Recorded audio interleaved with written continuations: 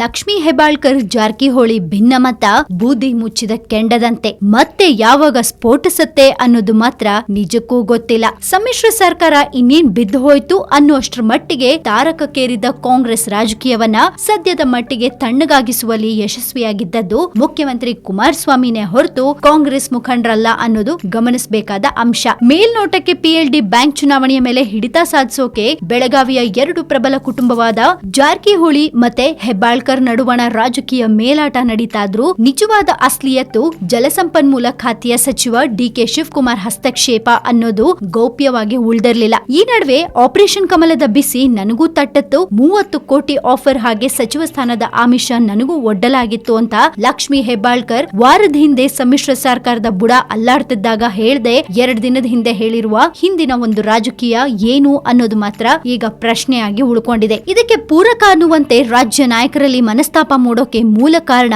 ಲಕ್ಷ್ಮೀ ಹೆಬ್ಬಾಳ್ಕರ್. ಇವರನ್ನ ಮೊದಲು ಮಹಿಳಾ ಘಟಕದ ಅಧ್ಯಕ್ಷ ಸ್ಥಾನದಿಂದ ಕೆಳಗಿಳಿಸಬೇಕು ಅಂತ ಕೆಲವು ಮಹಿಳಾ ಮುಖಂಡರು ಕೆಪಿಸಿಸಿಗೆ ದೂರು ಕೊಡೋಕೆ ಮುಂದಾಗಿರೋದು. ದಾವಣಗೆರೆಯಲ್ಲಿ ಭಾನುವಾರ ಸೆಪ್ಟೆಂಬರ್ 30ನೇ ತಾರೀಕು ಮಾತಾಡ್ತಿದ್ದ ಲಕ್ಷ್ಮೀ ಹೆಬ್ಬಾಳ್ಕರ್, ನಾನ್ ಯಾರನ್ನೂ ಕೆಣಕೋಕೆ ಹೋಗಿಲ್ಲ, ಹೋಗೋದು ಇಲ್ಲ, ಆದ್ರೆ ನನ್ನನ್ನ ಕೆಣಕೋ ಕೆಲಸ ನಡೀತಾನೆ ಇದೆ, ನನ್ನನ್ನ ಕೆಣಕದ್ರೆ ನಾನ್ ಸುಮ್ನಿರಲ್ಲ, ಹೀಗಂತ ಮತ್ತೆ ಪರೋಕ್ಷವಾಗಿ ಜಾರಕಿಹೊಳಿ ಸಹೋದರರ ಮೇಲೆ ಬೇಸರ ವ್ಯಕ್ತಪಡಿಸಿದ್ದಾರೆ. ಕುಮಾರಸ್ವಾಮಿ ಸರ್ಕಾರ ಅಧಿಕಾರಕ್ಕೆ ಬಂದ ಮೇಲೆ ಸರ್ಕಾರದ ಅಳಿವು ಉಳಿವಿನ ಬಗ್ಗೆ ಸಾಕಷ್ಟು ಗೊಂದಲಗಳಿದ್ರು ತೀರಾ ಅತಿರೇಕಕ್ಕೆ ಹೋಗಿದ್ದು ಕಳೆದ ವಾರ. ರಮೇಶ್ ಜಾರಕಿಹೊಳಿ ಸುತ್ತಮುತ್ತ ಇಡೀ ರಾಜ್ಯ ರಾಜಕೀಯವೇ ಸುತ್ತಿದ್ದಾಗ ಖಾಸಗಿ ಹೋಟೆಲ್ನಲ್ಲಿ ಕುಮಾರಸ್ವಾಮಿ ಹಾಗೆ ಜಾರಕಿಹೊಳಿ ನಡುವೆ ಅದೇನ್ ಮಾತುಕತೆ ಆಯ್ತೋ, ನಮ್ ನಡುವೆ ಏನೂ ಮನಸ್ತಾಪ ಇಲ್ಲ, ಅದೆಲ್ಲ ಮಾಧ್ಯಮಗಳ ಸೃಷ್ಟಿ ಅಂತ ಮೀಡಿಯಾಗಳ ಮೇಲೆ ಗೂಬೆ ಕೂರಿಸಿ ರಮೇಶ್ ಜಾರಕಿಹೊಳಿ ಹೊರಟು ಹೋದ್ರು. ಇದಾದ್ಮೇಲೆ ಬೆಳಗಾವಿ ರಾಜಕೀಯದ ಬಗ್ಗೆ ತಲೆ ಹಾಕಬಾರ್ದು ಅನ್ನೋ ಸೂಚನೆ ಡಿಕೆ ಶಿವಕುಮಾರ್ ಅವ್ರಿಗೆ ಹೋಗಿದೆ ಅನ್ನೋ ಸುದ್ದಿ ಕೂಡ ಹರಿದಾಡ್ತಿತ್ತು. ಕಳಸಾ ಬಂಡೂರಿ ನಾಲಾ ಪ್ರದೇಶ ಬೆಳಗಾವಿ ಜಿಲ್ಲೆಯ ಖಾನಾಪುರ ತಾಲೂಕಿನ ಕಣಕುಂಬಿಗೆ ಡಿಕೆಶಿ ಭೇಟಿ ಕೊಟ್ಟಿದ್ರು. ಆ ಟೈಮ್ ನಲ್ಲಿ ತಮ್ಮನ್ನ ಸ್ವಾಗತಿಸೋಕೆ ಬಂದಿದ್ದ ಲಕ್ಷ್ಮೀ ಹೆಬ್ಬಾಳ್ಕರ್ ಕಡೆ ತಿರುಗ್ ಕೂಡ ನೋಡದೆ ಡಿಕೆಶಿ ಮುಖ ತಿರುಗಿಸ್ಕೊಂಡು ಹೊರಟೋದ್ರು. ಇದಾದ್ಮೇಲೆ ಬೆಳಗಾವಿಗೆ ಡಿಕೆಶಿ ಬಂದಿದ್ರು, ಜಾರಕಿಹೊಳಿ ಸಹೋದರರು ಅವ್ರನ್ನ ಭೇಟಿ ಮಾಡಿರ್ಲಿಲ್ಲ.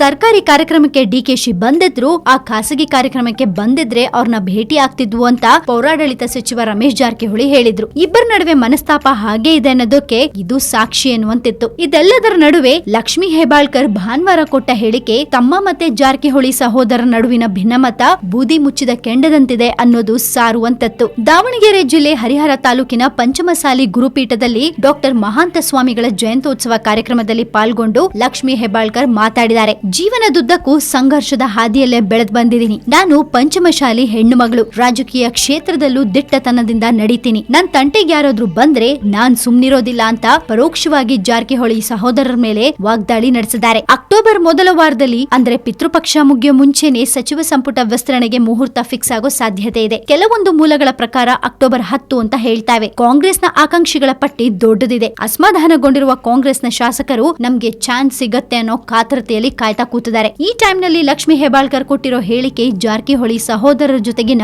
ಭಿನ್ನಮತ ಮತ್ತೆ ಮುನ್ನಾಲೆಗೆ ಬರೋ ಸಾಧ್ಯತೆ ಕಾಣಿಸ್ತಾ ಇದೆ. ನೋಡೋಣ ಮುಂದಿನ ದಿನಗಳಲ್ಲಿ ಏನಾಗತ್ತೆ ಅಂತ.